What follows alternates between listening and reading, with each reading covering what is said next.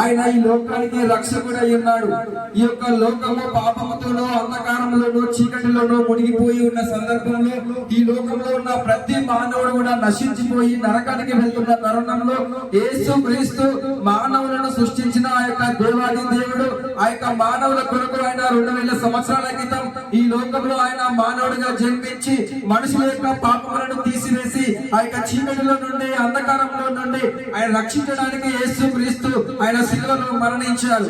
యేసు క్రీస్తు ఈ లోకంలో జన్మించిందే ఆయన మరణించడానికి, ఈ లోకంలో ఉన్న పాపుల కొరకు మరణించడానికి యేసు క్రీస్తు ఈ లోకంలో 2000 సంవత్సరాల క్రితం ఆయన జన్మించాడు.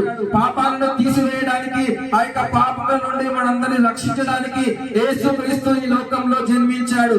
ఆయన జన్మించిందే మరణించడానికి. ఆ యొక్క మరణం దేని కొరకు అంటే మనందరి కొరకు ఆయన మరణించారు.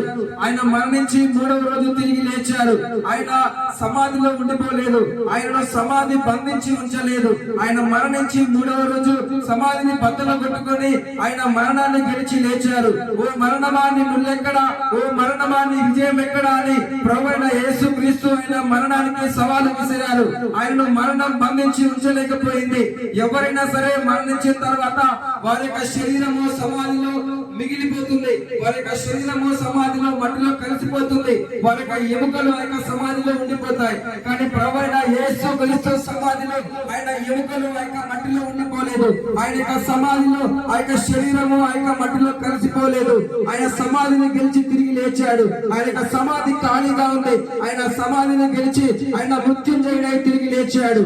ఎవరైతే ప్రభువైన యేసు క్రీస్తు యందు విశ్వాసం ఉంచుతారో, ఆయన యందు నమ్మిక ఉంచుతారో వారు కూడా ఒకరోజు మరణించిన తర్వాత ఆయనకు మళ్ళీ తిరిగి లేస్తారు. ఆయనకు మళ్ళీ పరలోక రాజ్యానికి చేరుకుంటారు. ఆ యొక్క పరలోక రాజ్యానికి మనందరినీ చేర్చడానికి ఈ లోకంలో మానవుడిగా జన్మించి మనందరి కొరకు సిలువలో మరణి